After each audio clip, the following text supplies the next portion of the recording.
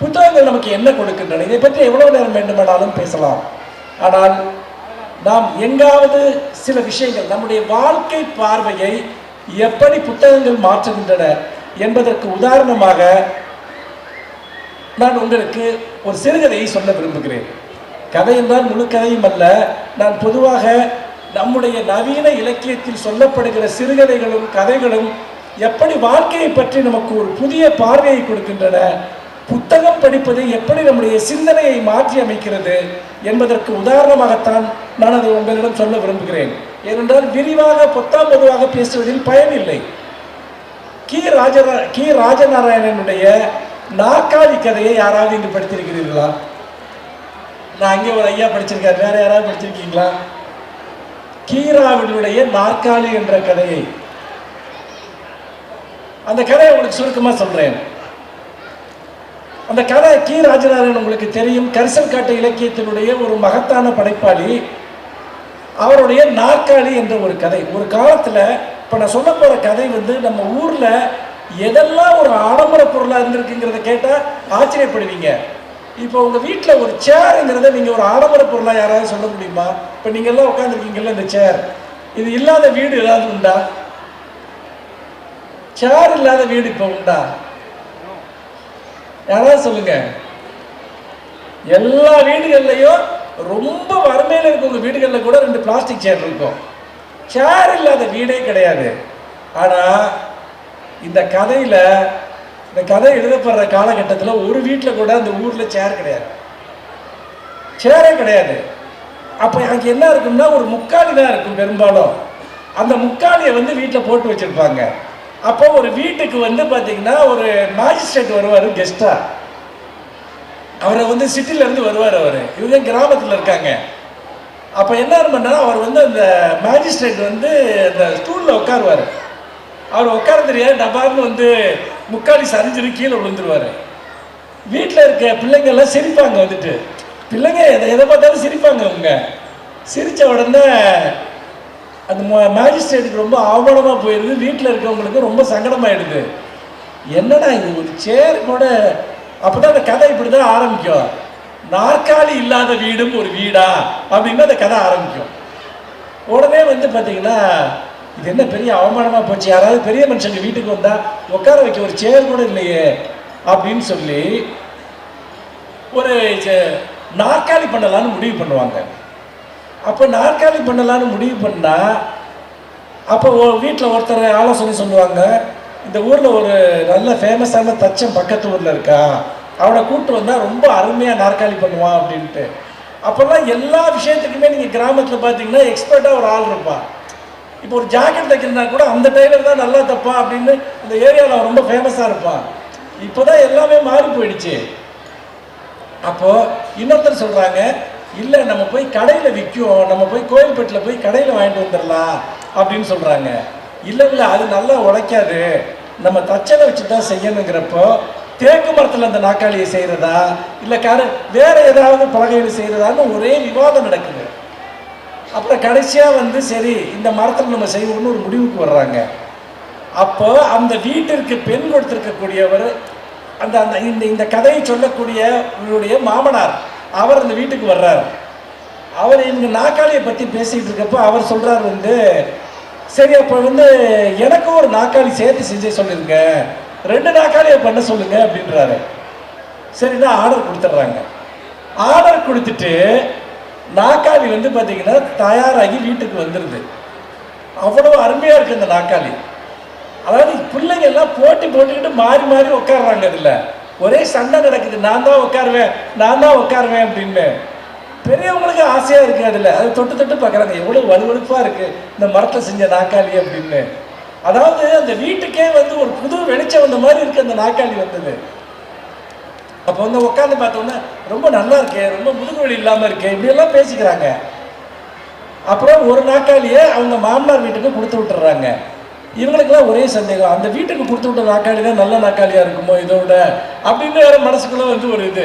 நம்ம மனித இயல்பு அப்படி தானே, 2 பொருள் இருந்தால் ஒன்றை யாருக்காவது கொடுத்துட்டோம்னா நம்ம நல்லதாக இங்கே கொடுத்துட்டோம்னு நம்ம மனசு ஒரு நிமிஷம் யோசிக்கும். அப்போ நாற்காலி அங்கே போயிடுது. இப்படி ஏதோ பிள்ளைங்கள்லாம் ஒரு வாரம் 10 நாள் நாற்காலியை வச்சு விளையாண்டுக்கிட்டே இருக்குங்க. ஒரு நாள் காலையில் 4 மணிக்கு யாரோ கதவை தட்டுறாங்க. என்னன்னு பார்த்தோம்னா அந்த ஊரில் இருக்க ஒருத்தர் இறந்துட்டாரு. அவரை உட்கார வைக்கிறதுக்கு நாற்காலி வேணும்னு கேட்குறாங்க. அது வரைக்கும் இறந்து போனவங்களை என்ன பண்ணுவாங்கன்னா, அந்த ஊரில் தான் நாற்காலியே இல்லையே, அந்த திண்ணையில் வந்து சாட்சி வச்சு பக்கத்தில் ஏதாவது ஒரு சின்ன மூட்டை மாதிரி ஏதாவது வச்சு அந்த அந்த இறந்து போன உடல் கீழே விழாமல் அப்படியே வச்சுருப்பாங்க. யாரோ ஒருத்தர் வெளியூருக்கு போனவங்க வந்து அங்கெல்லாம் நாற்காலில் தான் வந்து இந்த மாதிரி இறந்த உடலை வைப்பாங்கன்னு வந்து சொல்லிட்டான். ஒன்று இவன் வீட்டில் நாற்காலி இருக்குது. கிராமத்தில் ஒன்று கேட்டால் இல்லைன்னு சொல்ல முடியாது. இந்த ஊரில் தான் பக்கத்து வீட்டுக்காரன் ஒரு ஏணி கேட்டால் கூட இல்லைன்னு முகத்தில் அடித்த மாதிரி சொல்லுவாங்க. கிராமத்தில் அப்படி இல்லை. ஒரு வீட்டில் ஒரு பொருள் இருக்குன்னா யாராவது கேட்டாங்கன்னா கண்டிப்பாக கொடுக்கணும், இல்லைன்னா அவனை மனுஷனாகவே மதிக்க மாட்டாங்க. அதனால இவங்க என்னன்னு கேட்டிங்கன்னா, சரின்னு மனசே வரல, நாற்காலி வந்து ஒரு 10 நாள் கூட அவளே அதுக்குள்ளே வந்து பார்த்திங்கன்னா இப்படி போயிடுச்சே அப்படின்ட்டு சரின்னு அந்த டெட் பாடியை வச்சு அப்புறம் அந்த சடங்கெல்லாம் முடிஞ்சோடனே நாற்காலியை கொண்டாந்து திரும்ப கொடுத்துட்றாங்க. இப்போ இறந்த உடலை வச்சிருந்த அந்த நாற்காலியை என்ன பண்ணுறது? அதை வீட்டுக்குள்ளே வைக்கிறதுக்கே தயக்கமாக இருக்குது. அப்போ வெளியே வச்சு தண்ணி ஊற்றி கழுவுறாங்க. ஆனால் பிள்ளைங்கள்லாம் பயப்படுது அந்த நாற்காலியை பார்த்து. அந்த டெட் பாடி இருந்த அந்த நாற்காலிங்கிற ஒரு இது வந்துருச்சு. அது வரைக்கும் இந்த கவர்ச்சி போய் இந்த பிள்ளைங்களுக்கு பயமாக இருக்குது. அது பின்னாடி தோட்டத்திலேயே இந்த நாற்காலி கிடக்குது. இவங்களுக்கெல்லாம் ஒரே மன கஷ்டம், ஒரே மன கஷ்டம். என்னடா வந்து பார்த்தீங்கன்னா ஒரு நாற்காலியை செஞ்சு இப்போ இந்த நாற்காலியை எப்படி பழைய கண்டிஷனுக்கு திரும்ப கொண்டு வர்றது? அது ஒரு டெட் பாடியோட போய் கனெக்ட் ஆயிடுச்சு. இப்போ அதை பழைய நாற்காலியாக எப்படி மாற்றுறது? மனுஷனுக்கு ஒரு மனசளவில் இருக்க பிரச்சனைக்கு தானே அது எல்லாமே.